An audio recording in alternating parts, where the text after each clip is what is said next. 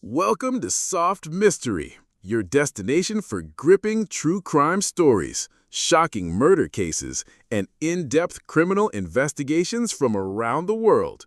Here, we uncover the full story, the backgrounds, the secrets, and the twists you won't hear anywhere else.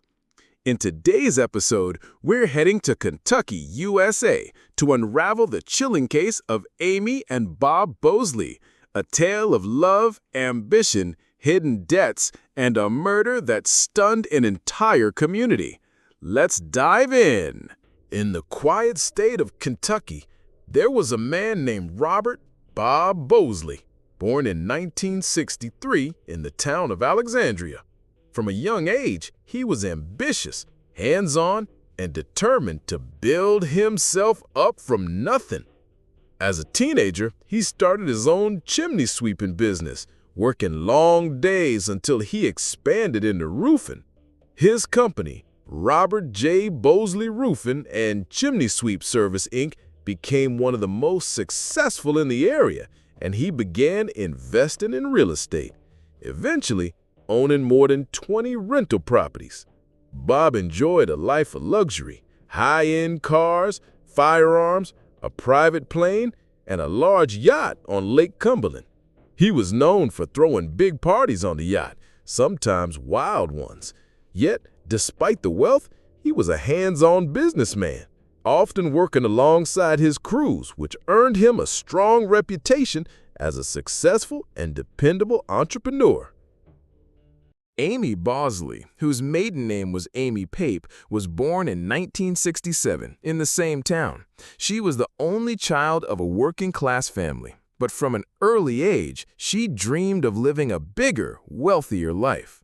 After high school, she attended a local college to study business administration, working in a restaurant to support herself.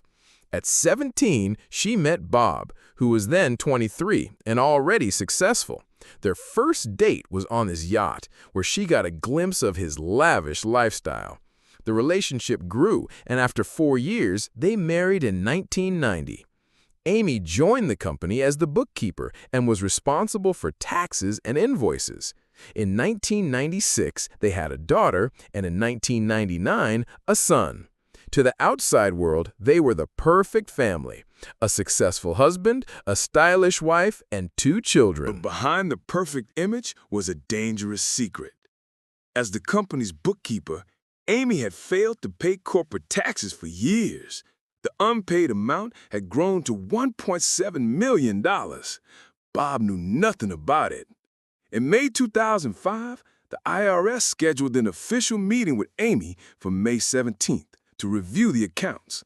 If Bob attended, he would discover everything. In the early hours of May 17, 2005, just hours before the meeting, at around 5 a.m., police received a frantic call from Amy.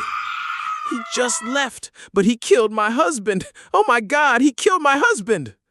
Officers arrived at the Bosleys' vacation cabin in Campbell County to find Bob in bed, wearing his pajamas, shot 6 times at close range. The children were asleep in another room. Amy was unharmed.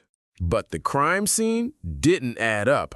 No signs of forced entry. The items missing were of little value. Some belongings appeared deliberately scattered.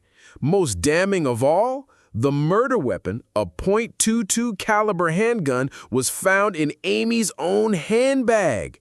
Investigators began connecting the dots. A massive unpaid tax debt, an IRS meeting scheduled for the same day, a strong motive to silence Bob before he found out. Amy tried to play the role of the shocked widow, but her calm demeanor at times and the inconsistencies in her story deepened suspicion. When confronted with the evidence, she pleaded guilty to first-degree murder in exchange for avoiding a full jury trial. On November 2, 2006, she was sentenced to 20 years in prison. Bob's family was devastated, telling the court they couldn't believe the woman they had known for years was the same person who killed him. This case became a stark example of how greed and fear of exposure can destroy lives. Bob Bosley, the man who started from nothing and built an empire, had his life ended by the person closest to him. And Amy, who appeared to be the perfect wife and mother, was revealed in the worst possible way.